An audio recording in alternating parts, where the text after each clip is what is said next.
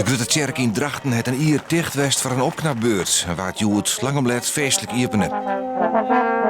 Alles is verven, de vloerverwarming is vernijd en er is ook betere verlichting. Een protestkerk sluit juist het waren, maar in Drachten hebben ze vertrouwen in de toekomst. We hebben net een wijkkerk, we zijn boven een wijk, dus we gaan leden uit heel Drachten die keer snijden te mogen komen. Maar er komen toch wel gemiddeld 100 mensen in de kerken, elke snijden te mogen. Kerkegangers hebben actie vierd om yield binnen te hellen voor de opknapbeurt, die het 4 ton kosten. De rest van het yield kan van fondsen en subsidies.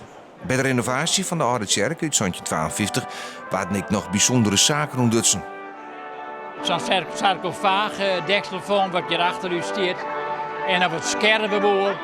Ja, dat is wel interessant. Dat willen we nog tentoonstellen in het kerk, die schervenboer van vroeger.